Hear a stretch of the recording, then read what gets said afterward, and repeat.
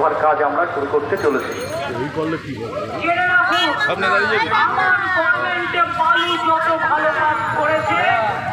কেউ করতে পারেনি।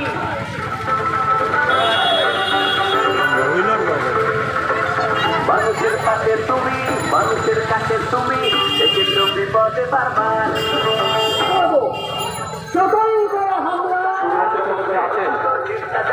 ইতিমধ্যে আমাদের আহ্বান জানাচ্ছি, আমাদের সবার কাজ আমরা শুরু করব। যারা এদিকে ওদিকে যে সমস্ত মাস্টারমশাই দিদিমণিরা আছেন তাদের কাছে অনুরোধ, আপনারা এই মঞ্চের কাছে চলে আসুন। আমাদের সবার কাছে সময় শুরু হচ্ছে এবং আমরা সময় অনেকটাই শেষ করব। আসন্ন নির্বাচনকে কেন্দ্র করে যে আমরা সমাজের অংশ হিসাবে আপনাদের মতো সমানভাবে অত্যাচারিত প্রতারিত। এবার বিধানসভা ভোট আমাদের সমস্ত ওয়ার্ড থেকে, অন্য বাড়ির থেকে সর্বশক্তি দিয়ে সর্বস্তরে ছাত্র, যুব, মহিলারা তারা একটু কোথাও ফাঁক রাখছে না। তাদের সর্বশক্তি দিয়ে এবারকার নির্বাচন আমরা লড়াই করছি এবং প্রচুর ভোটে, রেকর্ড পরিমাণে ভোটে বালুদাকে এখান থেকে জিতিয়ে আমরা ভারতীয় জনতা পার্টিকে যোগ্য জবাব দেব। তাই এবার আমরা সর্বশক্তি দিয়ে সমস্ত মেয়েরা লড়ছি, আনন্দের সাথে লড়ছি।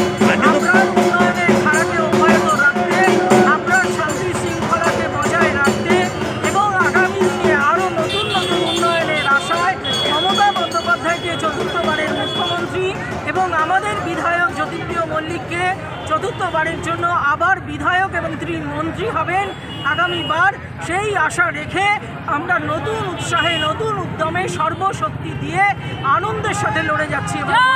আজকে মহিলা সংখ্যা তো প্রচুর দেখলাম, কত হতে পারে আনুমানিক? মহিলা সংখ্যা আমাদের পশ্চিমবাংলায় মহিলারা মমতা বন্দ্যোপাধ্যায়কে সমস্ত সময় সম্মান করে, সমর্থন করে, মহিলাদের ভোট বেশি পায়।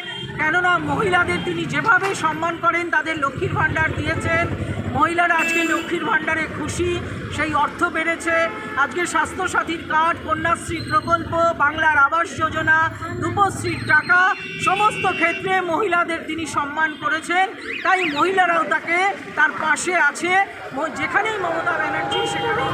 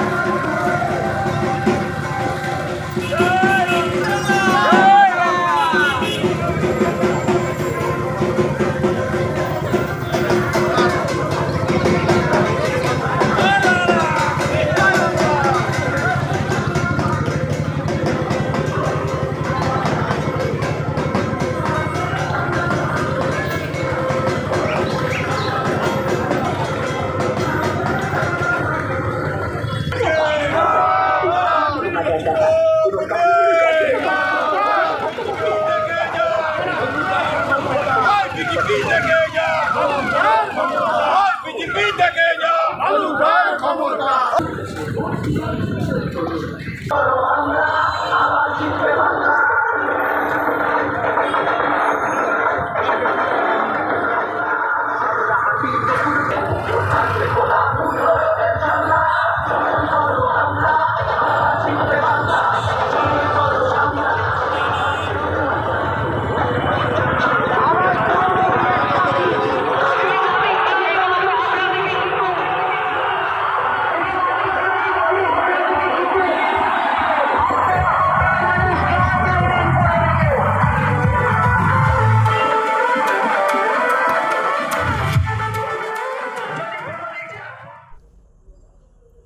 ক্যামেরায় খোকন কুণ্ডুর সাথে পাপ্পু রিপোর্ট প্রয়াস নিউজ।